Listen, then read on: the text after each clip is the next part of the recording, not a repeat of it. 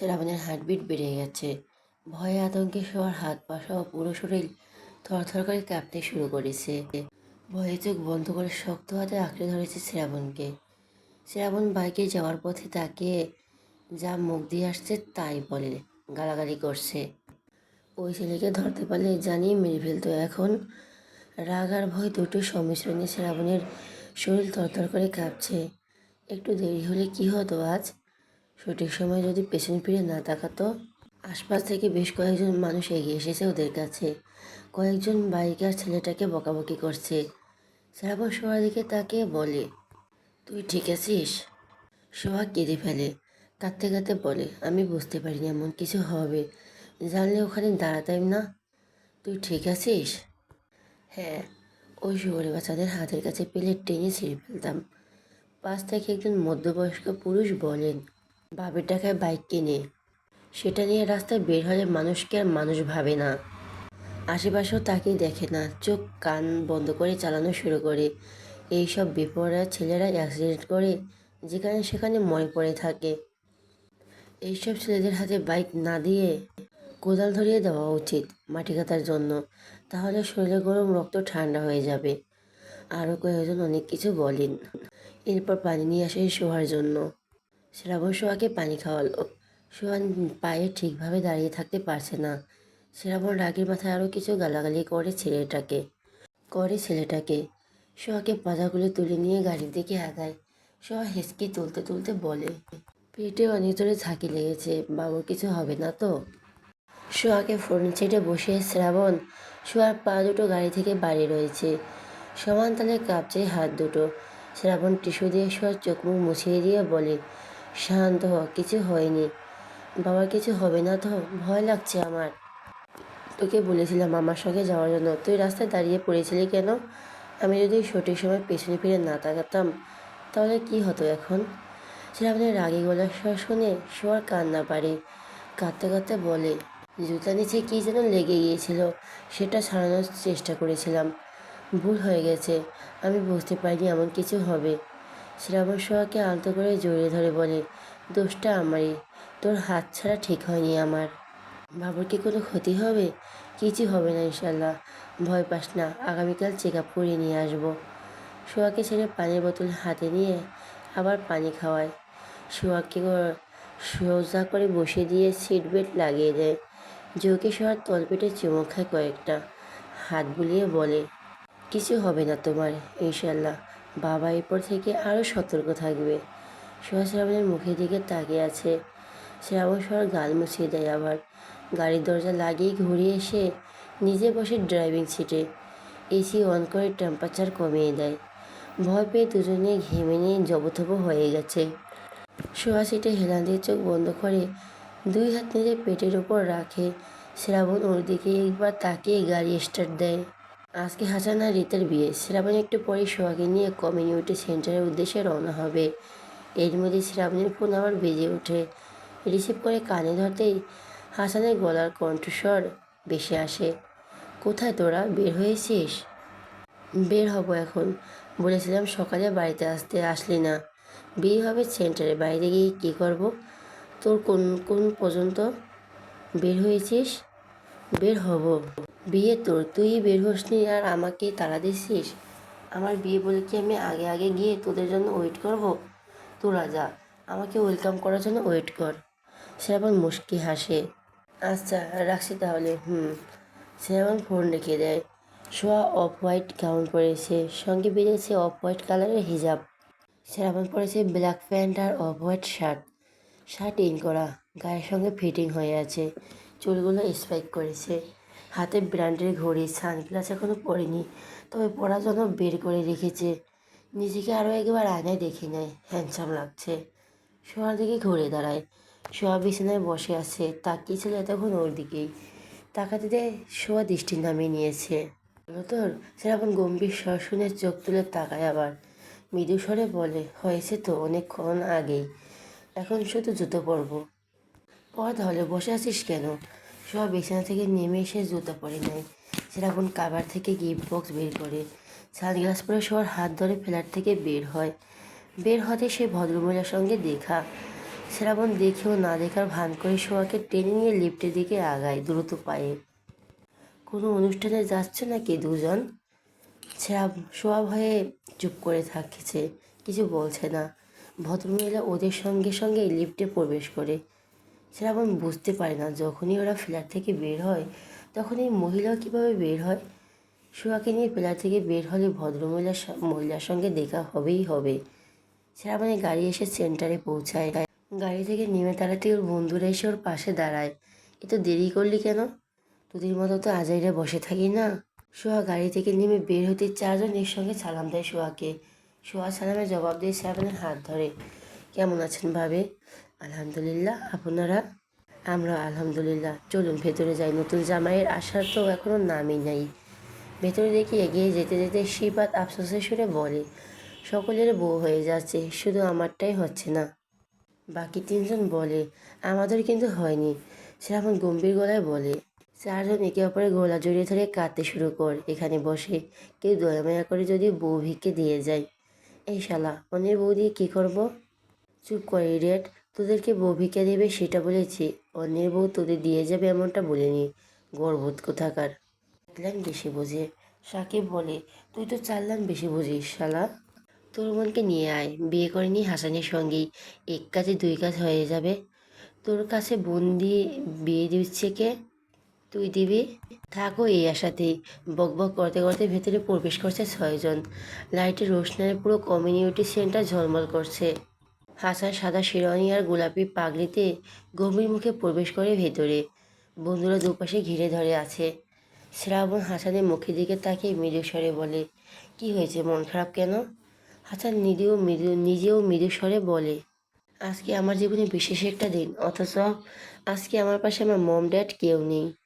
একজন পৃথিবীতে নেই আর একজন থেকেও নেই। তোর আর আমার ভাগ্যটা এমন না হলেও তো পারতো।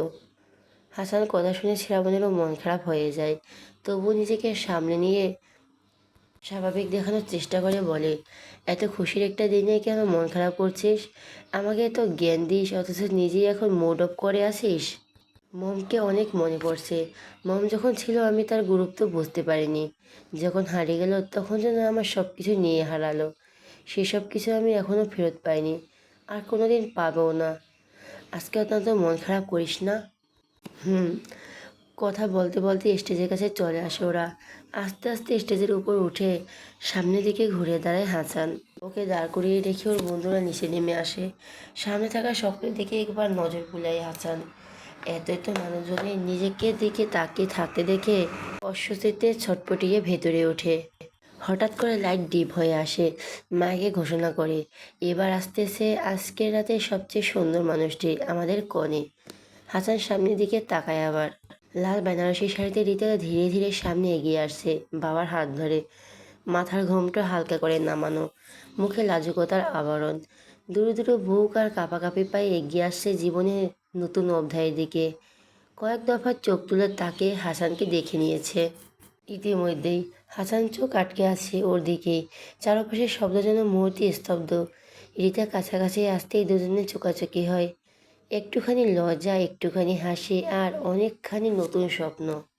দেখতে দেখতে স্টেজে উঠে দাঁড়ায়। হাসান রিতাকে সঙ্গে নিয়ে বসে। পরপর ক্যামেরা ক্লিক হতে শুরু করে। ক্যামেরা ফ্ল্যাশ চোখ ধাঁধিয়ে দিচ্ছে। কাজীকে স্টেজে নিয়ে আসা হয়।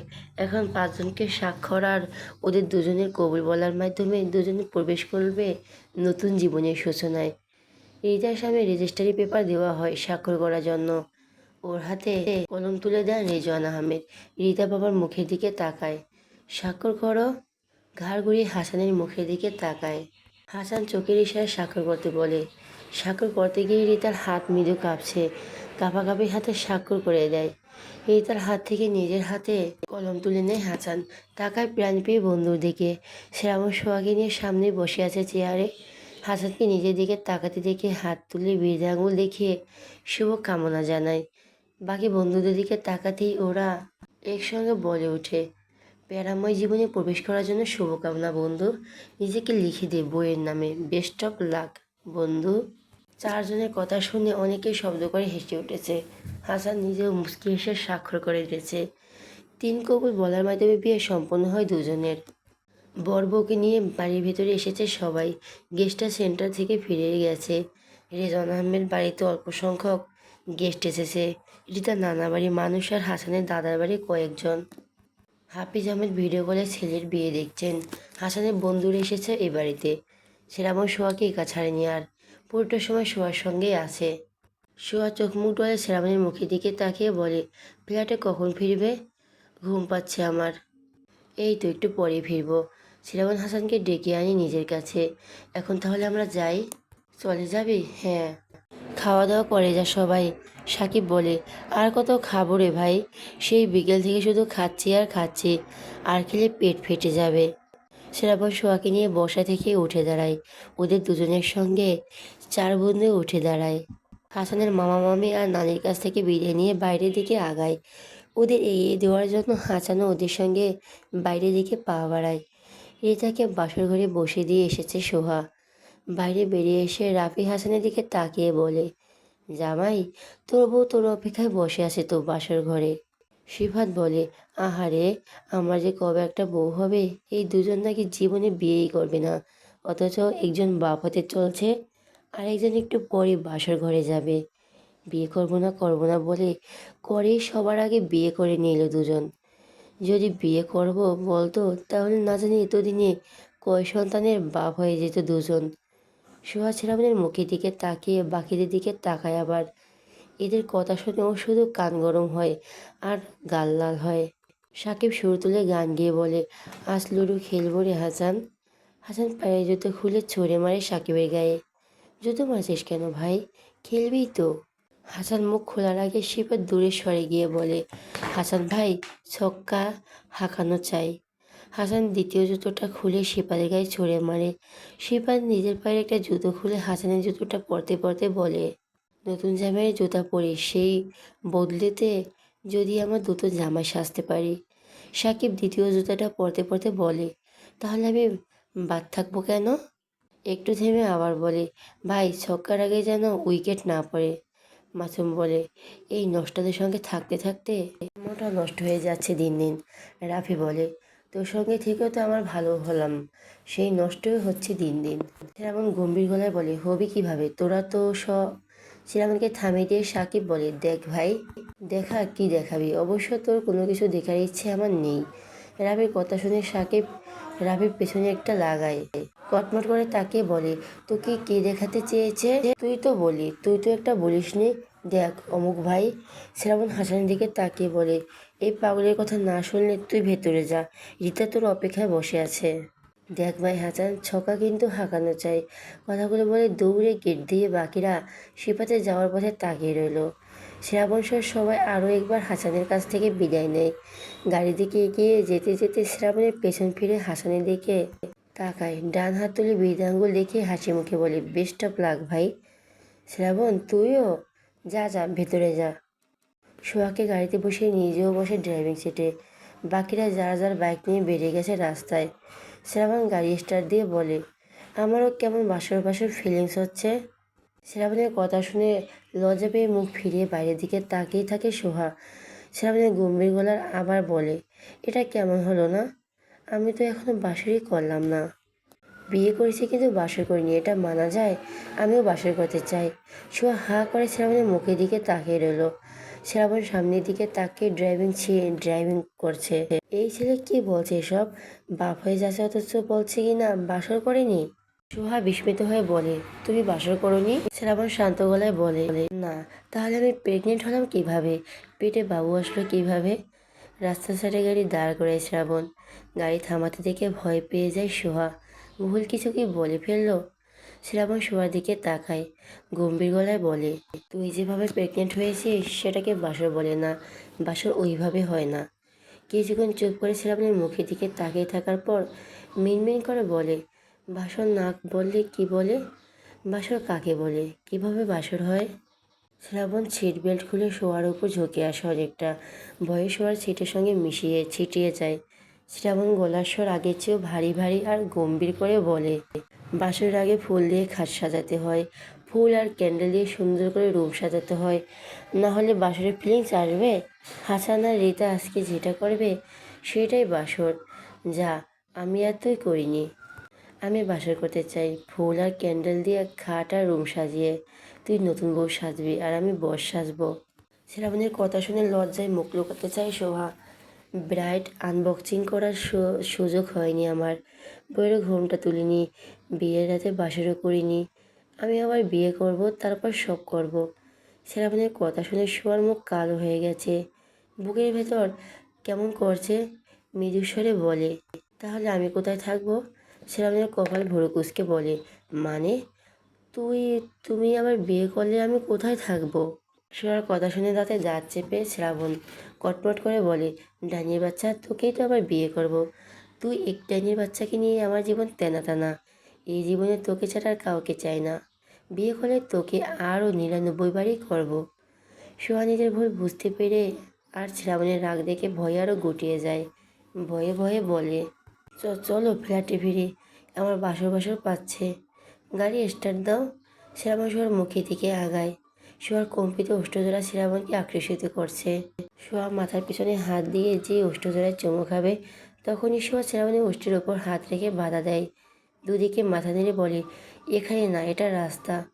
সোহার হাত সরিয়ে দিয়ে শব্দ করে একটা চুমু খায় সোহার ওষ্ঠজোড়ায়। তারপর নিজের সিটে সোজা হয়ে বসে। সোহার মনে হলো শ্রাবণ চুমু নয়, ওর ঠোঁটে ঠাস করে একটা চর বসালো।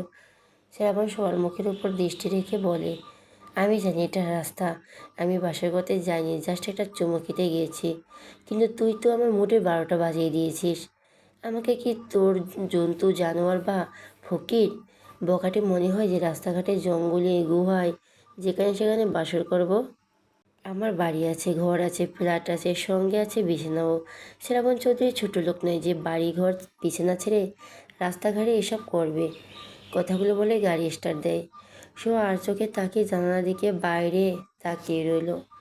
হাসান ড্রয়িং রুমে আসতেই ওর নানি হোসিনা বেগম বলেন, কী রে নাত জামাই, এত করে দেরি করছিস কেন বাসর ঘরে যেতে? দেখো নানু, এসব উল্টাপাল্টা নামে একদম আমাকে ডাকবে না। উল্টাপাল্টা কোথায়? তুই তো আমার রে জামাই, আমি তো তোমার নাতি, তাই ওই বাসালের নাতি বউ বলে ডাকবে? রিমা বেগম শাশুড়ি মায়ের দিকে তাকিয়ে বলে, আম্মা আপনি শুধু শুধু কেন ওর পেছনে লাগেন? হাসান তুমি যাও। হাসান নানির দিকে কড়া দৃষ্টি নিক্ষেপ করে সিঁড়ি দিকে এগিয়ে যায়। ড্রয়িং রুমে এখন আর কেউ নেই, সবাই হয়তো চেঞ্জ করতে গেছে। রুমে প্রবেশ করে ধীর পায়ে, হার্টবিট বেড়ে গেছে, কেমন নার্ভাস ফিল হচ্ছে। বিছানায় বসে থাকা রিতার দিকে একবার তাকিয়ে সালাম দেয়, আসসালামু আলাইকুম। রিতার দিক থেকে কোনো শব্দ আসে না হাসানের কানে, হয়তো মৃদু স্বরে সালামের জবাব দিয়েছে। দরজা লাগিয়ে দেয়, হেঁটে এসে বিছানার সামনে চুপচাপ দাঁড়িয়ে রইল। 5-7 মিনিট পেরিয়ে যায় নীরবতা। অধৈর্য হয়ে রিতার মুখ তুলে হাসানের মুখের দিকে তাকায় ঘোমটার আড়াল থেকে। ওর কাছে না এসে এমন খাম্বার মতো দাঁড়িয়ে আছে কেন? হাসান গম্ভীর গলায় বলে, কী রে এখন বসে আছিস কেন? রিতা অবাক কণ্ঠে বলে, কী করব? কী করবি মানে? আমার পা ছুঁয়ে সালাম করবি? হ্যাঁ, হ্যাঁ আবার কি? নাম বিছানা থেকে সালাম কর। কিসে? তুমি তো আমার ঘোমটা তুলবে, তুই আগে সালাম করবি। না, আমি বিছানা থেকে নামতে পারবো না এখন, তুমি এসে ঘোমটা তোলো। বাসরাতে জামাইয়ের পা ছুঁয়ে সালাম করতে হয় জানিস না? কে বলেছে তোমাকে? সব আজাইরা নিয়ম। তুমি এসে আমার ঘোমটা তোলো। পারবো না, চলে যাব কিন্তু এই রুম থেকে, যা। রিতা বিছানা থেকে নামার জন্য উদ্যত হতেই হাসানাকে থামিয়ে বিছানার কাছে এগিয়ে আসে দ্রুত। ঘাড়ের আমি ছাড়বি না জীবনেও না। হাসান বিছানায় উঠে বসে রিতার সামনে, দুজনের হার্টবিট দ্রুত গতিতে ছুটে চলছে। হাসান ধীরে ধীরে রিতার ঘোমটা তোলে, মায়াবী চেহারা উন্মুক্ত হয় হাসানের চোখের সামনে। দুজন একে অপরের মুখের দিকে পলকহীন তাকিয়ে থাকে অনেকক্ষণ। হাসান ঘোমটা ফেলে দেয় পেছনে, রিতার হাত দুটো দু হাতে মুঠো করে ধরে চুমু খায়। হাসানের ওষ্ঠের গভীরে ছোঁয়া পেতে রিতার গায়ের প্রত্যেকটা লোম খাড়া হয়ে গেছে। হাসান রিতার মুখের দিকে তাকায়, আবার হাত ছেড়ে 2 হাতে আগলে ধরে মুকুট ছেড়ে। রিতা হাসানের হাতের উপর নিজের 2 হাত রাখে, দৃষ্টি একে অপরের চোখে স্থির। হাসানের ঘোর লাগা দৃষ্টি, চোখ দুটোই যেন মনের কথা বলে দিচ্ছে। হাসানের স্পষ্ট মনে আছে, ও যখন প্রথম এই বাড়িতে এসেছিল তখন রিতা ওর ধারে কাছেও ঘেঁষত না। ওকে দেখলে লুকিয়ে লুকিয়ে থাকতো, মায়ের আঁচল ধরে ঘুরতো, আর ওকে দেখলে মায়ের আড়ালে নিজেকে আড়াল করে নিত। তারপর আস্তে আস্তে সময় গড়ায়, রিতা পরিবর্তন হয়। হাসান যতক্ষণ বাড়িতে থাকতো ওর পেছন পেছন ঘুরঘুর করতো, হাজারো বায়না ধরতো হাসানের কাছে। সময় ব্যবধানে হাসানের মায়ে জড়িয়ে পড়ে। একদিন বিকেলে হুট করে হাসানকে বলে বসে, আমি তোমাকে ভালোবাসি। হাসান অনেক জোরে ধমক দিয়েছিল সেদিন রিতাকে। রিতা কাঁদতে কাঁদতে ছাদ থেকে নেমে এসেছিল, কিন্তু ও থেমে থাকেনি। প্রতিদিন হাসানের মনে করিয়ে দিয়েছে ও হাসানকে ভালোবাসে। হাসান প্রচুর বকাঝকা করতো, রিতাকে ইগনোর করতো। ও একা থাকলে রিতার নিজের জন্য আশেপাশে ঘেঁষতে দিত না সহজে। তারপর একদিন উপলব্ধি করে ও নিজে রিতাকে ভালোবেসে ফেলেছে। তখন থেকে রিতাকে আরও বেশি ইগনোর করতো, কর্কশ্বরে কথা বলতো, কিন্তু কোনো কিছুতেই থেমে থাকেনি রিতা। ওর অনুভূতি একটুও স্নান হয়নি। হাসানের খ্যাক আর কঠোর। রিতা হাসানের গালে হাত রেখে বলে, কি ভাবছো তো? হাসান মুচকে এসে দুদিকে মাথা নাড়ায়। রিতার গাল থেকে এক হাত সরিয়ে নিজেই রিতার কপালে ওষ্ঠ ছোঁয়ায়। রিতার কপালের সঙ্গে নিজের কপাল ঠেকিয়ে বলে, কি চাস আমার কাছে? রিতা হাসানের ঘাড়ের উপর হাত রেখে বলে, তোমাকে। আর আর তোমাকে, তোমাকেই। হাসান মৃদু হাসে, সোজা হয়ে বসে বলে, আমি তো আজ থেকে তোরই। আমাকে ছাড়া আর কি চাস আমার কাছে? তুমি যখন আমার, তোমার সব কিছুই তো আমার। আলাদা করে আবার কেন চাইতে হবে? হাসান কথা বলে না, নিঃশব্দে আলিঙ্গন করে নববধূকে। রিতা নিজেও শক্ত করে জড়িয়ে ধরে। ওর হাজার অপেক্ষার অবসান ঘটিয়ে ওর প্রিয় পুরুষ ওর হয়েছে, একান্তই ওর। 2 রাকাত নফল নামাজ আদায় করে উঠে দাঁড়ায় দুজন। হাসান নিজেই জায়নামাজ দুটো ভাঁজ করে রেখে দেয়। গায়ের শুভ্র রাঙা পাঞ্জাবি খুলে রেখে মেইন লাইট অফ করে ড্রিম লাইট অন করে দ্রুত পায়ে এগিয়ে এসে পেছন থেকে জড়িয়ে ধরে রিতাকে। ড্রিম লাইটের আবছা আলোয় ড্রেসিং টেবিলের আয়নায় দুজনকে দেখা যাচ্ছে। দুজনের দৃষ্টি আয়না দিকে স্থির। রিতা, ভালোবাসি তোকে। রিতা হাসানের মুখের দিকে দেখার চেষ্টা করে। হাসান তার গালে চুমু খায়, গালের সঙ্গে নিজের গাল ঠেকে বলে, নিজে প্রেমে পড়লি, ভালোবাসলি, মায়ে জড়ালির সঙ্গে আমাকেও। ভালোবাসা শেখালি, মায়ায় ফেললি, তারপর নিজে করে নিজেই ছাড়লি। এতভাবে কিভাবে বাসলি? রিতা জোর করে হাসানের কাছ থেকে নিজেকে ছাড়িয়ে নেয়। গলার স্বর কিছুটা কঠোর করে বলে, আমার কাছে একদম আসবে না তুমি। হাসান বিস্মিত হয়ে বলে, কেন? তুমি আমাকে অনেক কষ্ট দিয়েছ, খ্যাক করে কথা বলেছ সব সময়। সেদিন তো ঠাস করে একটা চড়ও বসিয়ে দিলে। বলতে বলতে নিজের গালে হাত রাখে। কি জোরেই না চড়টা দিয়েছিলে সেদিন, অনেক ব্যথা পেয়েছিল। হাসান নিজেও কিছুটা রাগী গলায় বলে, শুধু তো চড় দিয়েছি, তোকে তো উল্টো করে ঝুলিয়ে রাখা উচিত ছিল। মারতে চাইলি কেন? বিয়ে করতে যে রাজি হচ্ছিলে না কেন? বিয়ে করতে না চাইলে মরতে হবে? রিতা কিছু না বলে বিছানার দিকে এগিয়ে যায়। ভুলেও আমার ধারে কাছে ঘেঁষার চেষ্টা করবে না, একদম আসবে না আমার কাছে। হ্যাঁ, আজকে আমাদের ফার্স্ট নাইট। নয়, হ্যাঁ ফার্স্ট নাইট, তো কী হয়েছে? আসবে না আমার কাছে। বিয়ে করে বাসর রাতে যদি বউকেই কাছে না পাই, তাহলে বিয়ে করে লাভ হলোটা কি? আর বাসর ঘরে বউ রেখে করবোটা কি? যা, নিজের রুমে গিয়ে ঘুমা। সত্যি চলে যাব? হ্যাঁ যা। রিতা ঘুরে দরজা দিকে এগিয়ে যায়। হাসান পেছন থেকে চিবিয়ে চিবিয়ে বলে, বাকি জীবন এই রুমে প্রবেশ করলে তোর খবর আছে। রিতা দরজার কাছে এসে থেমে যায়, ঘাড় ঘুরিয়ে তাকায় হাসানের দিকে। হাসান আবার বলে, যা। রিতা দরজার কাছ থেকে ফিরে এসে হাসানের সামনে দাঁড়ায়। কথা না বলে শক্ত করে জড়িয়ে ধরে হাসানকে। হাসান ওকে ঠেলে দূরে সরানোর চেষ্টা করে বলে, যাচ্ছিস না কেন? যা। আমাকে এভাবে ধরছিস কেন? সর। রিতা মায়া ভরা স্বরে বলে, এই যে ধরেছি, মৃত্যুর আগে আর কোনো ছাড়াছাড়ি নেই। আমি রিতা নিজেকে সঁপে দিলাম তোমার কাছে, অনন্তকালের জন্য। ফ্রেশ হয়ে ওয়াশরুম থেকে বেরিয়ে আসে শোভা। শ্রাবণ ফ্রেশ হয়নি, শুধু প্যান্ট করে বিছানায় বসে আছে। সোহার দিকে তাকে গম্ভীর গলায় বলে, এই ডাইনি বাচ্চা, এদিকে আয়। সোহা শ্রাবণের কাছে এগিয়ে আসে। শ্রাবণের চাউনি থেকে বুঝতে পারছে শ্রাবণ কী চাইছে। গাড়িতে তো বলেছে বেশ কয়েকবার, মিনমিন করে বলে, আমি ভীষণ ক্লান্ত এখন, আমিও ভীষণ ক্লান্ত তোর মাঝে ডুব দেওয়ার জন্য।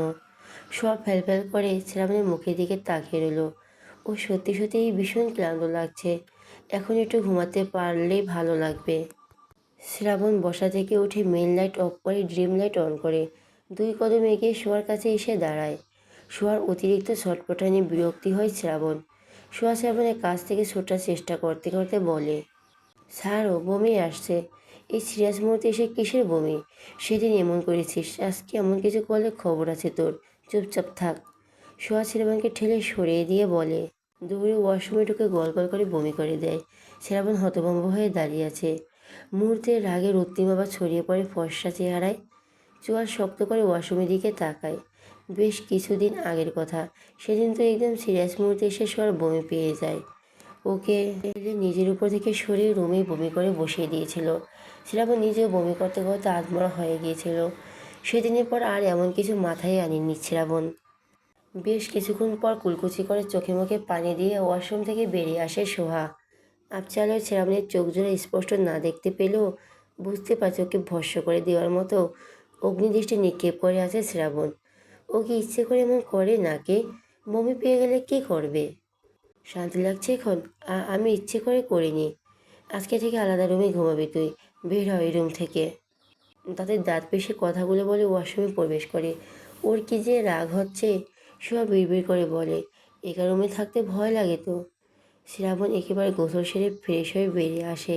ট্রাউজার পরে বিছানায় উঠে শুয়ে পড়ে চুপচাপ। সোয়া নিজেও শুয়ে পড়ে। দুজনের মাঝখানে অনেকটা দূরত্ব। দুজন দুই পাশ ফিরে শুয়ে আছে। সোয়ার খারাপ লাগছে। শ্রাবণ অনেক রেগে আছে বুঝতে পারছে। ও তো ইচ্ছে করে এমন করেনি। সোয়া নিজে থেকে ভয়ে ভয়ে শ্রাবণের গা ঘেঁষে আসে। পেছন থেকে আলতো হাতে জড়িয়ে ধরে বলে, আমি সত্যি ইচ্ছে করে বমি করিনি। তোমার পারফিউম আর গায়ের গন্ধ গা গুলিয়ে উঠেছিল। শ্রাবণ ঝাড়ি দিয়ে সোয়ার হাত সরিয়ে দিয়ে ওপাশে ফিরে বাসখায় গলায় বলে, তুই কি বলতে চাচ্ছিস? আমার গায়ে দুর্গন্ধ? না না, এমন কিছু না। তুমি তো জানিস সব কিছু কেমন গন্ধ গন্ধ লাগে আমার কাছে। বাইরে ঘোরাঘুরি করছো, ফিরে গোসল করিনি, সেই জন্য বোধহয় এমন হয়েছে। অন্য দিনগুলোতেও তো গোসল সেরে আমার কাছে আসো, তাই হয়তো বমি পায় না। শ্রাবণ চুপ করে থাকে। হুট করে সোহাকে টেনে এনে জড়িয়ে ধরে বলে, আমার ঘুমে 12টা বাজে, শান্তির ঘুম ঘুমা এখন। ইচ্ছে করে করিনি। হ্যাঁ জানি, সব দোষ আমার। বাবু না হওয়া পর্যন্ত আলাদা রুমে থাকবি তুই। 12টার দিকে ফ্ল্যাটে ফেরে শ্রাবণ। রুমে এসে দেখে সোহা ঘুমিয়ে আছে। হাতে চাবি আর ফোন ওয়ালেট রেখে শার্টের বোতাম খুলতে খুলতে ওয়াশরুমের দিকে আগায় ফ্রেশ হওয়ার জন্য। বুকের নখের আঁচল লাগিয়ে নিজের নখের দিকে তাকায়। কিছুটা বড় হয়ে গেছে নখগুলো। এখন আর নিজের নখ নিজেই কাটে না শ্রাবণ, সোহাই কেটে দেয়। শার্ট খুলে রেখে ওয়াশরুম থেকে ফিরে আসে। আবার ড্রেসিং টেবিলের ড্রয়ার খুলে নেল কাটার খুঁজতে শুরু করে। খুঁজে না পেয়ে বিড়বিড় করে সোহাকে গালি দিয়ে কয়েকটা। কোথায় রেখেছে? আরও কতজন খোঁজাখুঁজি করার পর পায়। কাটারাটা নিয়ে সোফায় বসে। তারপর হাত পায়ের নখ কেটে বসা থেকে উঠে দাঁড়ায়।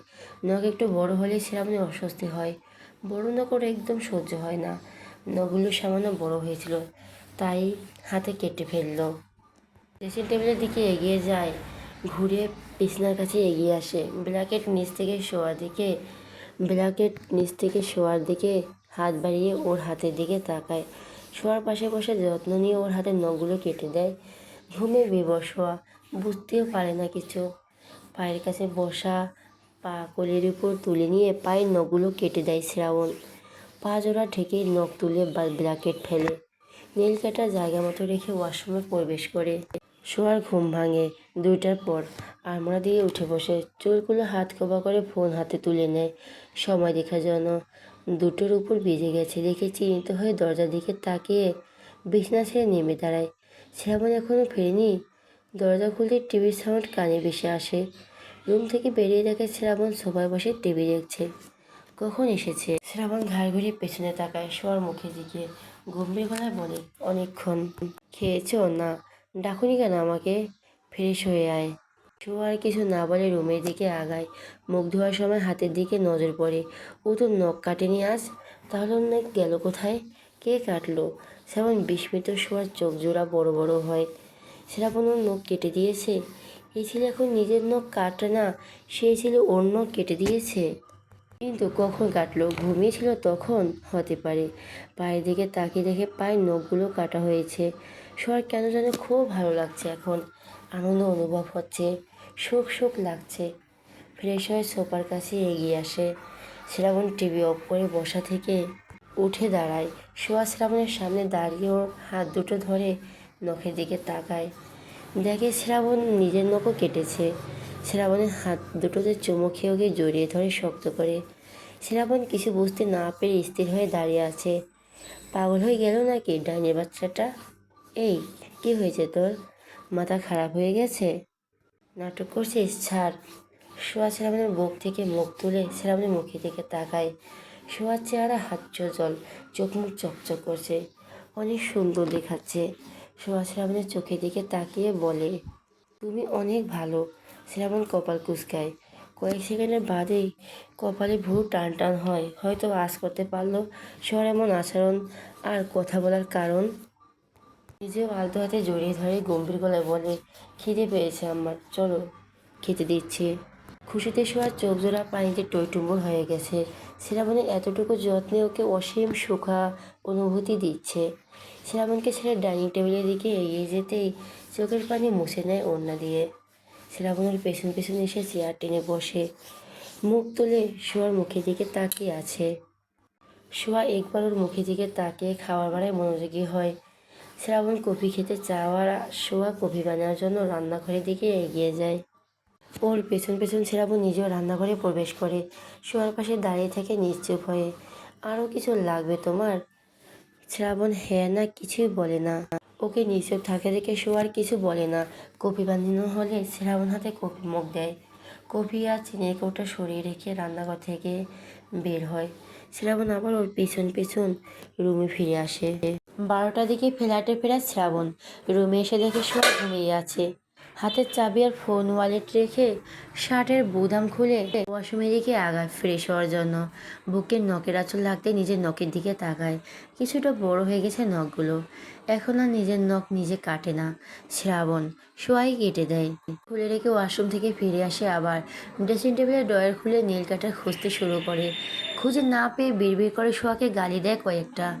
কোথায় রেখেছে আর কতক্ষণ খোঁজাখুঁজির পর পায়। কাটাকাটি নিয়ে সোফায় বসে।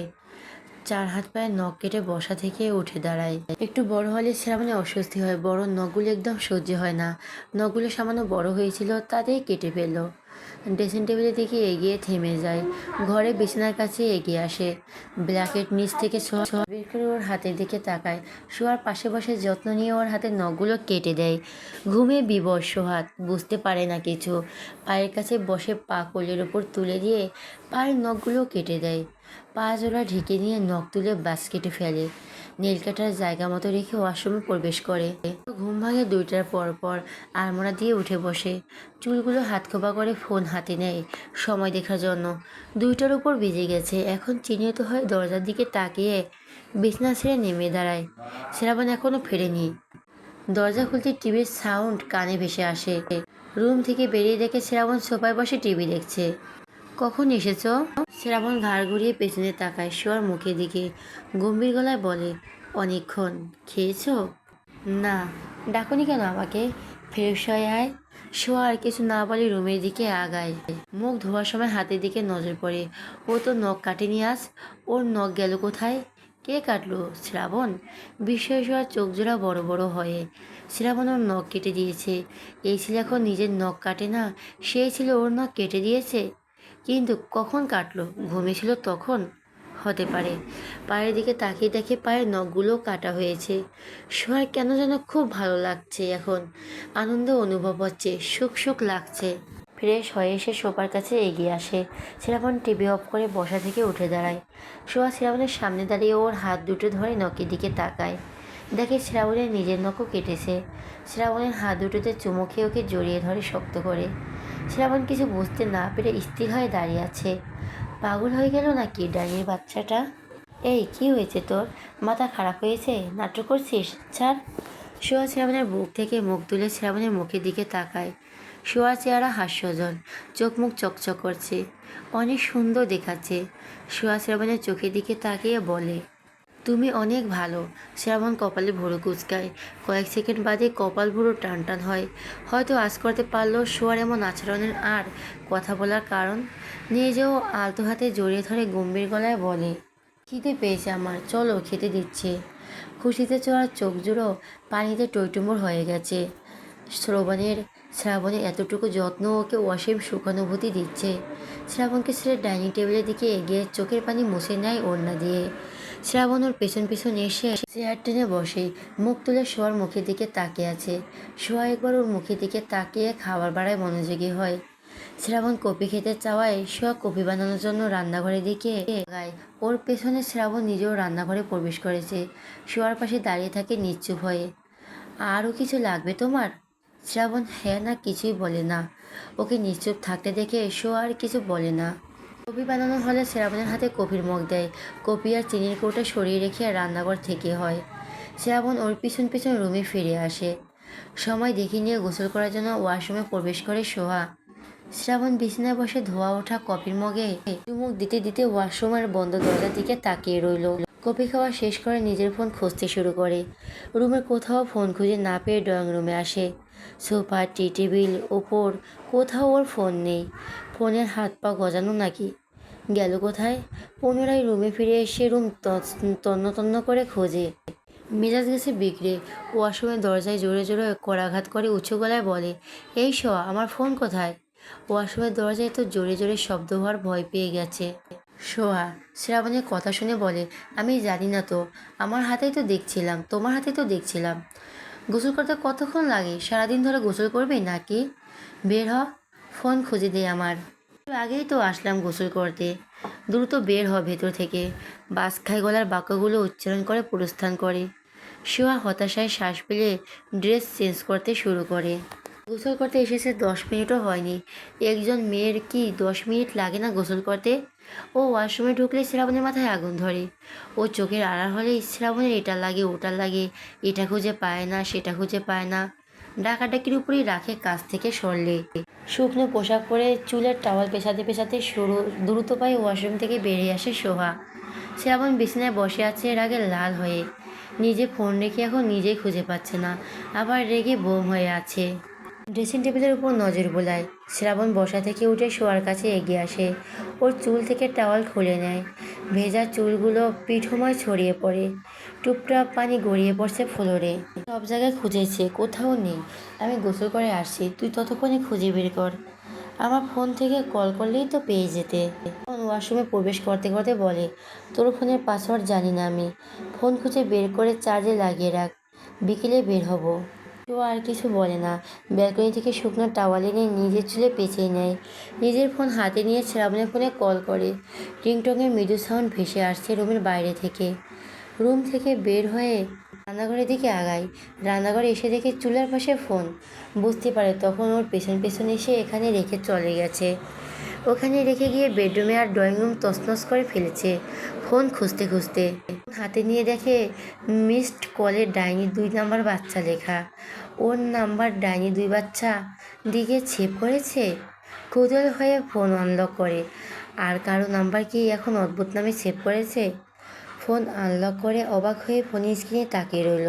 শ্রাবণের ফোনের হোম স্ক্রিনে ওর পিকচার ওয়ালপেপার দেওয়া। এই পিকচার কবে আর কখন তুললো? পরনের ড্রেস দেখে বুঝতে পারছে বেশ অনেকগুলো দিন আগের পিকচার এটা, কারণ গত 2 মাসের মধ্যে এই ড্রেস পরেনি সোহা। পিকচারটা দুপুরে তোলা হয়েছে। সোহার এলোমেলো ভেজা চুলগুলো ডগায় ফোঁটা ফোঁটা পানি জমে আছে। মুখের সামনে ছোট ছোট চুলগুলো পড়ে আছে। অন্যমনস্ক হয়ে কোনো দিকে তাকিয়ে আছে বোধহয়। এই জন্য অজান্তেই সে এখন পিকচারটা ক্যাপচার করেছে। অনেকগুলো দিন হয়ে গেছে। সোহা শ্রাবণের ফোনে আনলক করে না, তাই হোম স্ক্রিনের ওয়ালপেপারও চোখে পড়েনি। ঢুকে কয়েকটা পিকচার ছাড়া নিজের আর কোনো পিকচার পায় না। যে কয়েকটা পিকচার আছে সবগুলো ওর অজান্তে তুলেছে শ্রাবণ। কিছুক্ষণ ওয়ালপেপারে থাকা নিজের পিকচারটা যদি তাকিয়ে থেকে বেডরুমের দিকে আগায়, শ্রাবণ ওর পিকচার ওয়ালপেপারে দিয়ে রেখেছে। এটা ওর কাছে অবিশ্বাস লাগছে। রুমে এসে শ্রাবণের ফোনটা চার্জে লাগিয়ে বিছানায় বসে পড়ে। আধা ঘন্টার বেশি সময় পার হয়ে ওয়াশরুম থেকে বের হয় শ্রাবণ। ওর হাতের দিকে তাকিয়ে শোয়ার চোখ বিস্ময়ে বড় বড় হয়ে গেছে আবার। শ্রাবণ নিজের আর শোয়ার কাপড় চোপড় ধুয়ে নিয়ে এসেছে। ওর হাতে দুজনের ভেজা কাপড় চোপড়। সোয়া বিছানা ছেড়ে উঠে দাঁড়িয়ে বলে, এসব ধুয়েছে কেন? শ্রাবণ বলে না কিছু। কারো প্রশ্নের উত্তর দিতে বাধ্য নয় শ্রাবণ চৌধুরী। সোয়া কাছে এগিয়ে আসতে শ্রাবণ ভেজা কাপড় চোপড় সোয়ার হাতে ধরিয়ে দেয়। টাওয়াল পরে ব্যালকনিতে যাবে। না। সোয়া কাপড়গুলো নিয়ে ব্যালকনিতে চলে আসে। শীত জেঁকে বসেছে প্রকৃতিতে। আজ রোদ ওঠায় শীত কিছুটা হলেও কমেছে। গত কয়েকদিন টানা রোদ ওঠেনি। বাইরে রোদ ঝলমল করছে আজ। কাপড় চোপড় মেলে দিয়ে বেতের চেয়ারে বসে। বেশ কিছুক্ষণ পর শ্রাবণ নিজেও ব্যালকনিতে আসে। বসে শোয়ার পায়ের কাছে ফ্লোরে। শোয়া বিচলিত হয়ে বলে, ঠান্ডার মধ্যে এখানে বসেছো কেন? উঠো, চেয়ারে বসো। শ্রাবণ ওঠে না, কোনো কথাও বলে না। শোয়ার পেটের উপর হাত রাখে। কোলের উপর মাথা রেখে পেটের দিকে তাকিয়ে রইল পলক্ষিত। শোয়া শ্রাবণের ভেজা চুলে হাত বুলায়। পরে ওড়না দিয়ে আরো ভালোভাবে মুছে দেয়। তোমার চুল পেকে গেছে? শ্রাবণ শোয়ার মুখের দিকে তাকায়, কপাল ভুরু কুঁচকে বলে, আসলেই? হ্যাঁ, কতগুলো? একটাই তো দেখছি। তোর ওটাকে। সোয়া পাখা চুলটা তুলে দেয়। এমন চুলটা হাতে নিয়ে তাকিয়ে রইল কিছুক্ষণ। সোয়ার মুখের দিকে তাকিয়ে বলে, আমি তো বুড়ো হয়ে গেছি দেখা যাচ্ছে। এখন তো তোর নজর আরো বেশি বেশি অন্য ছেলেদের দিকে যাবে। সোয়ার চেহারায় আধা নেমে আছে। এসব কি বলছো তুমি? ঠিকই বলছি। এখন তো আমাকে আর ভালো লাগবে না তোর কাছে, কারণ আমি বুড়ো হয়ে গেছি। আমাকে তোমার এমন মনে হয়? কারো চেহারায় লেখা থাকে না তার চরিত্র কেমন, ভেতরটা কেমন। তোর মা খালার চেহারা তো ভালোই দেখা যায়, কিন্তু ওদের ভেতরটা তো পুরো নোংরা, কালো কুৎসিত। আমি তো মা খালার মতো না। হতে কতক্ষণ? আমি তোমার স্ত্রী, তোমার সন্তানের মা হতে চলছি। তোর মাও তো তোর বাপের স্ত্রী। তোরা দুই ভাই বোন হওয়ার পরে তোর মা পরক্রিয়ায় লিপ্ত হয়ে অন্য পুরুষের সঙ্গে হোটেলে গেছে। তোর নানি খারাপ, তোর মা খারাপ, তোর খালাও খারাপ। তুই যে তাদের মতো করবি না তার কি গ্যারান্টি আছে? আমাকে আর আমার সন্তানকে ফেলে যে অন্য পুরুষের হাত ধরে যাবি না, তার কি গ্যারান্টি আছে? সে আর চুপ হয়ে গেছে। শ্রাবণ আবার বলে, আমি কোনো সন্তান চাইনি একটা কারণে, তুমি যদি কোনোদিন আমাদেরকে ঠকাস, ছেড়ে চলে যাস, তখন আমরা কি করব? আমার সন্তানের অবস্থা কেমন হবে? তুই নিজেকে দেখ, স্পর্শ শিয়াম আর আমাকে দেখ। আমাদের কারো জীবনে স্বাভাবিক নেই, তার কারণ একটাই, শিয়াম অনিমার সঙ্গে কথা বলে না। স্পর্শ তনিমাকে সহ্যই করতে পারে না, ওর চেহারাও দেখতে চায় না। আমার সন্তানকে জন্ম দিয়ে তুই যদি ওকে এমনটাই একটা জীবন দিস, তাহলে জন্ম দেওয়ার তো প্রয়োজন নেই। জীবন তো লাশ হয়ে বেঁচে থাকার চেয়ে জীবন না থাকায় ভালো নয় কি? আমার সন্তানের অবস্থা যদি আমাদের কারোর মতো হয়, তোকে আমি কি করব নিজেও জানি না। আমি যা সহ্য করেছি এই জীবনে, তার বিন্দু পরিমাণ সহ্য করতে দেব না আমার সন্তানকে। ওর চুল পরিমাণ কষ্ট আমি মেনে নেব না। একটু থেমে আবার বলে, নানি আর মা খালার মতো হবি? ওদের মতো চরিত্র বানাবি? আমাকে আর আমার সন্তানকে ফেলে চলে যাবি? অন্য পুরুষের হাত ধরে হাঁটবি, ঘুরবি, কথা বলছিস না কেন? কথা বল, ছেড়ে যাবি আমাকে? তোর মায়ের মতো আমাকে ছেড়ে দিয়ে অন্য পুরুষকে বিয়ে করবি? আমার বুকের ভেতরটা কত যন্ত্রণা হয় তুই জানিস? সোহা কথা বলছে না, কেমন পাথরের মতো হয়ে বসে আছে।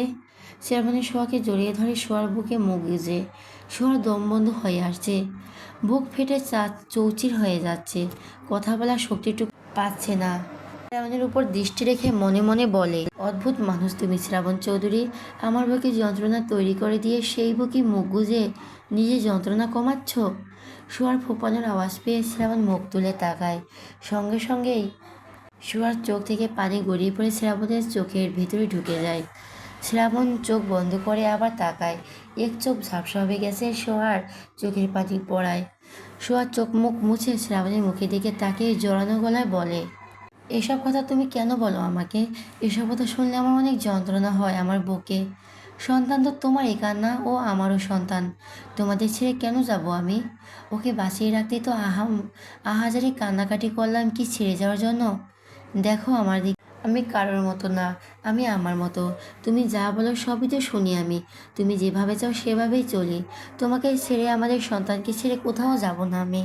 প্রয়োজনে তুমি আমাকে এভাবেই সারা জীবন বন্দি করে রাখো, তবুও প্লিজ এসব কথা আর কখনো বলো না। এসব শুনে নিজেকে ঘৃণা লাগে নিজের কাছে। আয়নায় তাকাতে পারি না নিজের দিকে। তুমি তো এতদিনে বুঝে গেছো আমি কেমন। আমি তোমাকে ভালোবাসি, তোমার সব কিছু মেনে নিয়েই তোমাকে ভালোবাসি, সত্যিই ভালোবাসি। মৃত্যু ব্যতীত অন্য কোনো পরিস্থিতিতে তোমাকে আর আমাদের সন্তানকে ছেড়ে যাব না আমি।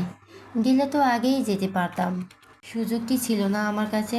তোমার অগোচরে ভার্সিটি থেকে কি পালিয়ে যেতে পারতাম না? চাইলে কি এই ফ্ল্যাট থেকে পালাতে পারতাম না? আব্বু আম্মু যার সঙ্গে বিয়ে ঠিক করেছে তাকে মেনে নিয়েছিলাম, কিন্তু হুট করে তুমি আসলে ঝড়ের বেগে। নিয়তি হিসাব তোমাকেই মনে নিলাম, ভালোবাসলাম। তুমি আমাকে মারো কাটো খুন করে ফেলো, কিন্তু এমন কথা আর কখনো বলো না। এসব শুনলে আমার অনেক কষ্ট লাগে, যন্ত্রণা হয়, নিজেকে ঘৃণা লাগে। শেষ করে দিতে ইচ্ছে করে এই জীবন। মাঝে মাঝে ধৈর্য ধরা হয়ে যায়, দিশেহারা হয়ে পড়ি। কেমন অনুভূতি হয় বলতে পারি না তোমাকে। তুমি ভালো করে দেখো, আমি ওদের মতো না। শ্রাবণ কোনো কথা বলে না, বলতে পারছে না, মস্তিষ্ক এলোমেলো হয়ে গেছে। শোয়াকে ছেড়ে বসা থেকে উঠে উল্টো ঘুরে দাঁড়ায়। শোয়ার ভীষণ কান্না পেচ্ছে। চেয়ার ছেড়ে উঠে রুমে ফিরে আসে, বিছানা বসে মুখ চেপে ঘুমড়ে কাঁদে। শ্রাবণের এমন কথা ওকে অনেক যন্ত্রণা দেয়। যখন মা খালাকে তুলনা করে, ওকে কথা শোনায়, তখন যন্ত্রণা দম বন্ধ হয়ে আসে, বুক ফেটে যেতে চায়। শ্রাবণ সব কিছু মেনে নিতে পারলেও এই একটা কাজ মেনে নিতে পারেন না। ভয় শ্রাবণ মুখের উপর কোনো কথা বলারও সাহস পায় না। আজকে যেন কিভাবে বলে দিল এতগুলো কথা। আধা ঘন্টার অধিক সময় পর শোয়া নিজেকে স্বাভাবিক করে। শ্রাবণ এখনও ব্যালকনিতে রয়েছে, বিছানা ছেড়ে ওয়াশরুমে প্রবেশ করে হাত মুখ ধোয়ার জন্য। আয়নার দিকে তাকে কান্নাকাটি করে চোখে মুখের বেহাল দশা করে ফেলেছে। মাথা ভার ভার লাগছে। মুখ ধুয়ে ব্যালকনিতে এসে দাঁড়ায়। শ্রাবণ আগের মতোই উল্টো ফিরে দাঁড়িয়ে আছে। শোয়ার ভয় লাগছে এখন। শ্রাবণ নিশ্চয়ই ওর উপর অনেক রেগে আছে। তখন তো ঝোঁকের মাথায় কত কিছু বলে ফেললো। এখন কি হবে ওর? শ্রাবণ কী করবে ওর সঙ্গে?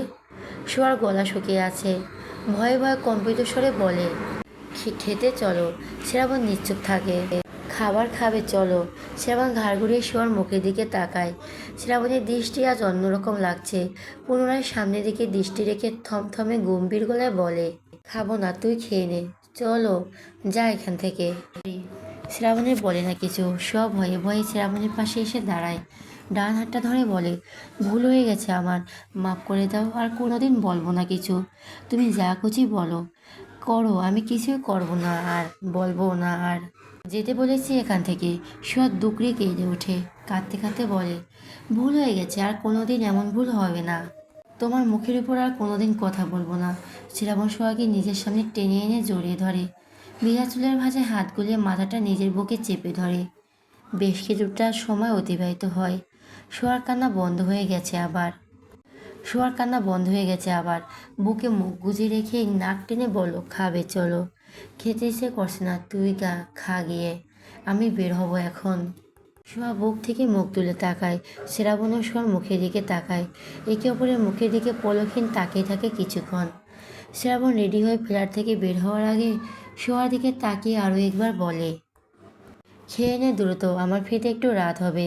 ভয় পাবি না, রাতে খেয়ে ঘুমিয়ে পড়বি দ্রুত। শোয়া মাথা নাড়ে। শ্রাবণ দরজা খুলে বেরিয়ে যায়। শোয়া বন্ধ দরজার দিকে তাকিয়ে রইল। শ্রাবণ না খেয়ে বেরিয়ে গেল। ওর গলা দিয়ে এখন আর খাবার নামবে? সূর্য প্রায় ডুবো ডুবো, পশ্চিম আকাশ রক্তিবর্ণ ধারণ করেছে। হাইওয়ে রোডে দ্রুত গতিতে ছুটে চলছে শ্রাবণের বাইক। হাইওয়ে রোড হলেও এখন যানবাহন চলাচল তুলনামূলক কম, তাই বাইকের গতি আরও বেশি। ওর পেছনে ছুটে আসা সিলভার কালার গাড়িটা ওর বাইককে ধাক্কা মারে সজোরে। পেছনে গাড়ি দেখে শ্রাবণ রাস্তার সাইডে নিয়েছিল বাইক, কিন্তু তাতেও শেষ রক্ষা হয়নি। গাড়ি সাইডে রেখে এসেই ওকে ধাক্কা দিয়ে ছুড়ে চলে গেল মুহূর্তেই। শ্রাবণের বাইকে ধাক্কাটা যে ইচ্ছাকৃতভাবে দিয়েছে সেটা তো স্পষ্টই। বাইক সহ অনেকটা দূরত্বে উড়ে এসে ছিটকে পড়েছে শ্রাবণ। গলা কাটা মুরগির মতো ছটপট করতে করতে উঠে বসার চেষ্টা করে, কিন্তু পারে না। পরে থেকে হেলমেট খোলার চেষ্টা করে। এখন সময় ওর। সামনে এসে দাঁড়ায় কয়েকটা বাইক। বাইকগুলো থেকে নেমে দাঁড়ায় কয়েকজন ছেলে। সকলের হাতে হকি স্টিক, হেলমেট, পরিহাতা থাকলেও ছেলেগুলোকে চিনতে খুব একটা অসুবিধা হয় না শ্রাবণের। ছেলেগুলোর মধ্যে কয়েকজন ওদের ভার্সিটির জুনিয়র। এদের মধ্যে থেকে দুজন ছেলে শোয়াকে র্যাগিং করেছিল আরেকদিন টেস্ট করে কথা বলেছিল, বিনিময়ে শ্রাবণ শাস্তিও দিয়েছে। এরা কী করতে চলছে তা বুঝতে খুব একটা সময় লাগেনি শ্রাবণের। ব্যথাতুর কণ্ঠে বলো, কুত্তার মতো দল বেঁধে এসেছিস? একা আসার মতো হিম্মত নেই? যার মতোই আসে, আজকে তোর খবর আছে। শ্রাবণ আর কিছু বলার সুযোগ না দিয়ে অগ্রসর হয়ে হামলা করে ওর উপর। শ্রাবণ তো বাইক থেকে ছিটকে পড়েই আধমরা হয়েছিল। এদের হকি স্টিকের বাড়ি খেয়ে যান যায় চাইলে উঠতে পারছে না আর। দুই একটা গাড়ি ছুটে যাচ্ছে, কেউ সাহায্য করতে এগিয়ে আসছে না। ঠাস ঠাস বাড়ির শব্দে আর শ্রাবণের গোংরানো শব্দ শোনা যাচ্ছে। মাঝে মধ্যে সাই সাই করে ছুটে চলে যাচ্ছে ইঞ্জিন চালিত যানবাহনগুলো। ভয়ঙ্কর এক স্বপ্ন দেখে ঘুম ভেঙে গেছে শোয়ার। শীতের মধ্যেও শরীর হিমে নিয়ে জবথব পেরায়। ওড়না দিয়ে মুখ গলা মুছতে মুছতে আতঙ্কিত হয়ে রুমের চারদিকে নজর বুলায়। বুঝতে পারে সন্ধ্যা পার হয়ে গেছে। শুয়ে থাকতে থাকতে কখন ঘুমিয়ে পড়ছে বুঝতেই পারেনি। বুকের ভেতর অনেক জোরে জোরে শব্দ হচ্ছে। অস্থির হৃদয় ব্যাকুল হয়ে উঠেছে শ্রাবণের জন্য। এত বাজে একটা স্বপ্ন কেন দেখলো? শ্রাবণ এখন কোথায়? ও এখন কেমন লাগছে কেন? তাড়াহুড়া করে নিজের ফোন হাতে নিয়ে শ্রাবণের ফোনে কল করে। প্রথমবার রিং বেজে কেটে যায়, রিসিভ হয় না। ভয়ে ভয়ে দ্বিতীয়বার কল করে। এবার সঙ্গে সঙ্গে রিসিভ হয়। হ্যাঁ, হ্যালো। হ্যালো। সোয়া ফোন কানে থেকে সরিয়ে মুখের সামনে ধরে। শ্রাবণীর তো নাম্বার। কল কে রিসিভ করেছে? শ্রাবণী বন্ধুদের মধ্যে থেকে কেউ হতে পারে। পুনরায় ফোনে কানে চেপে ধরে বলে, হ্যালো, কে? আমি রুস্তম। এই ফোনের মালিক আপনার কে হন?